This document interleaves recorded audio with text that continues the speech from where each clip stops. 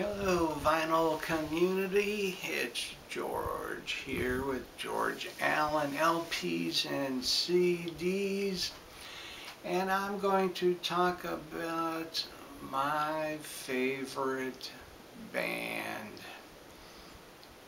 And you guessed it, those of you that watch my videos, I'm going to talk about Procol Harum, their first 5 albums. Yeah, I was sitting around thinking, what can I do a video on? So I thought, well, I'm going to talk about my favorite band. And I've never done this before. I've, from time to time, mentioned one of their albums in conjunction with some other albums, and just never done this before. So I thought, well, it's high time that I do that. So we're going to look at their history kind of through their first 5 albums. And so, you know, Procol Harum, they kind of started out as the Paramounts back in the mid-60s in Essex, England. And they kind of had a minor hit. They were kind of an R&B band, and it was, they kind of like playing that American R&B music. And sometimes you can hear it in some of their songs as Procol Harum when they did some of their albums later. But they broke up in 1966. Gary Brooker wanting to start off on something new, and he met lyricist Keith Reed, who wrote then about all their lyrics up through their last album that they did a couple of years ago, Novum. And lyrics on Novum were written by Pete Brown, who wrote lyrics for Cream. And of course, Pete Brown also had his own band off and on. But anyhow, so Gary Brooker meets Keith Reed, and they get together, start working on some songs. And Keith Reed mentions to him that he heard that Matthew Fisher, the organist, had left his band he was in. So they get together and polish up a few songs and decide that they're going to go in the recording studio.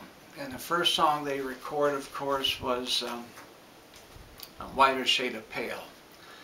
And that is a record for being one of the highest selling singles from a new band. It sold over 10 million copies. Now, their first album, which is this one, the self-titled Procol Harum, guess what? Whiter Shade of Pale is not on that. And they went into the studio to record this, and in fact several of the players that were on Whiter Shade of Pale, the guitarist and drummer, are not on this. And of course, when you read their history, and I'm not going to get into a lot of detail on that,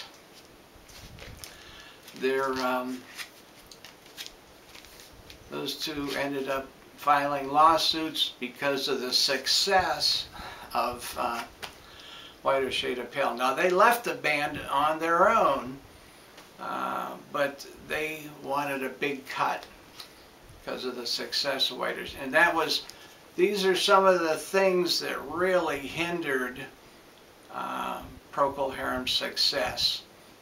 Interestingly enough, when Whiter Shade of Pale came out and zoomed to the #1 spot in England and #5 in the United States, and was on the top of the charts in many countries and was selling like hotcakes, okay, these guys left the band. I'm not going to get into names and stuff.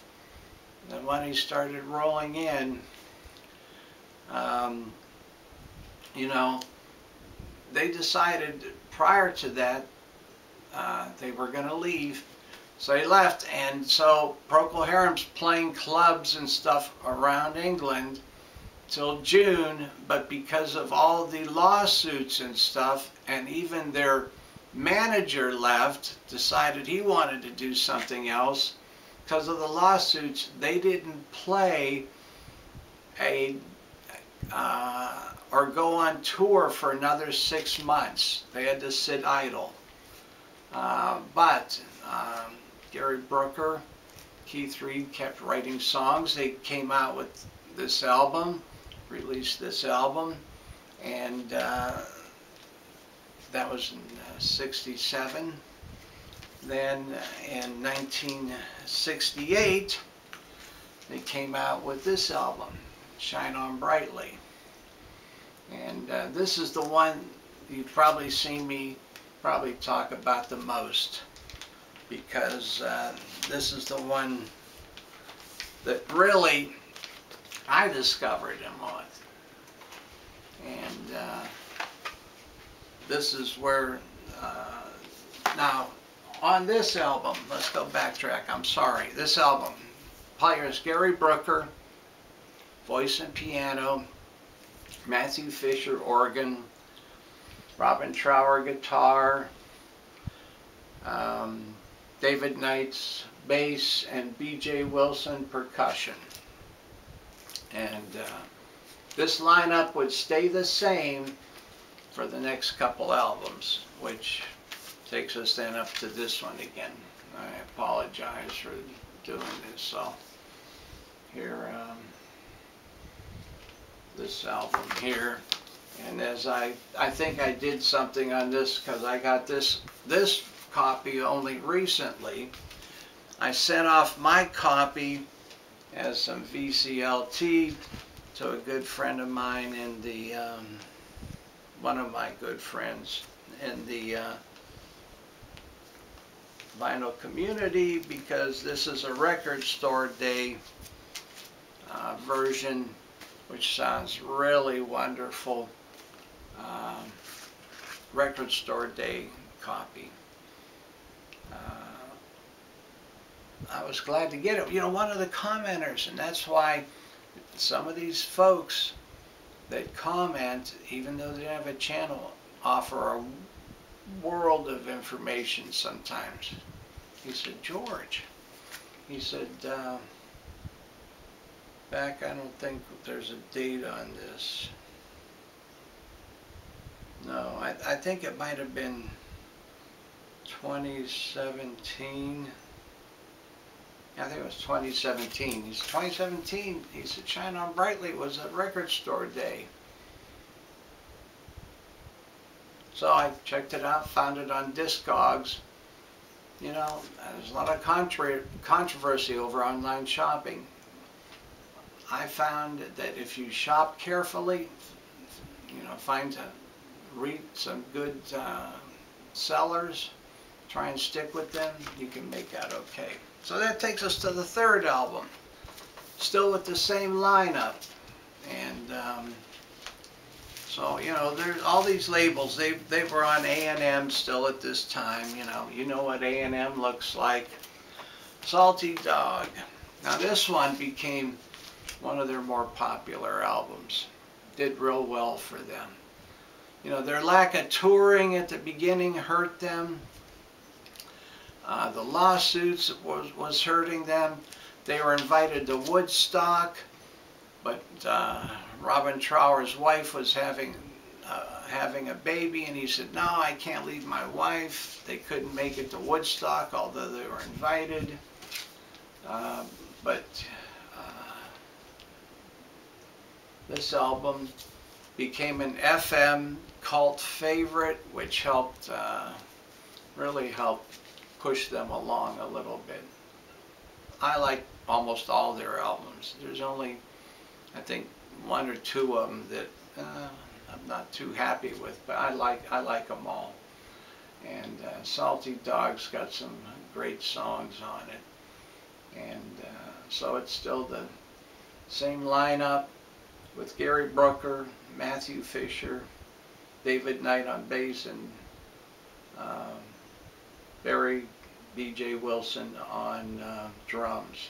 And Barry, let me tell you, B.J. Wilson, I've probably mentioned this before. If I have, and I mention again, Jimmy Page, when he was forming Led Zeppelin, he approached Barry Wilson because he'd seen him do work with Lou Reed, Joe Cocker, and some other people, and he liked Barry Wilson's drumming, and he said, "Listen, I'm forming a band."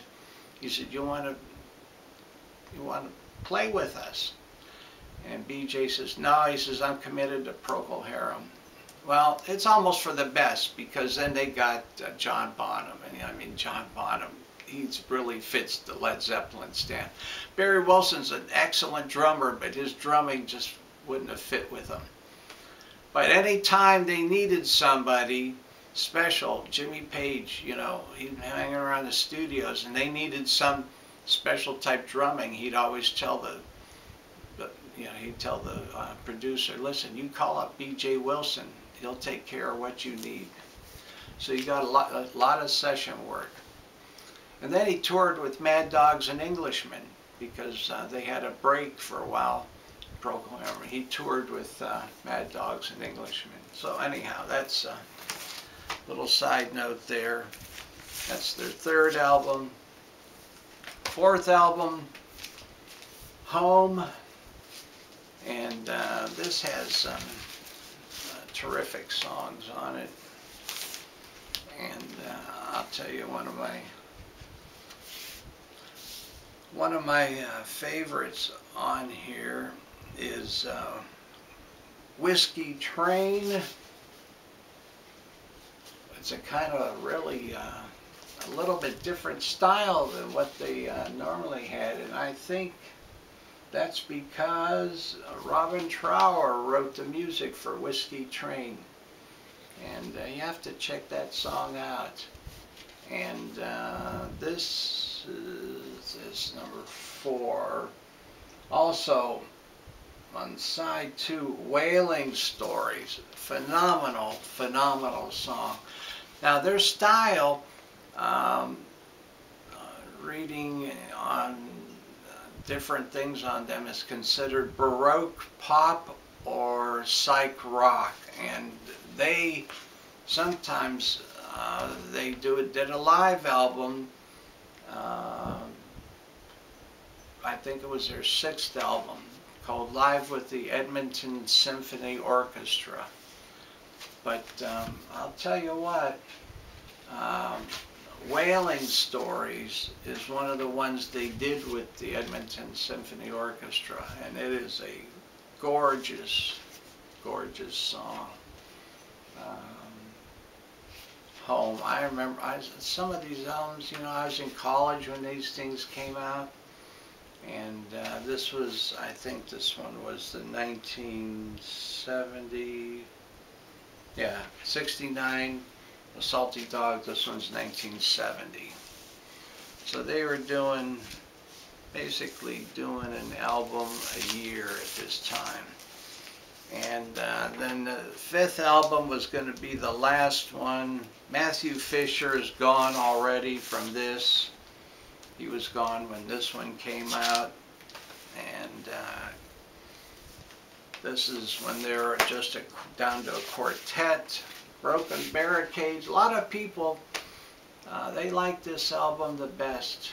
This is a little bit more of a hard rockin' album.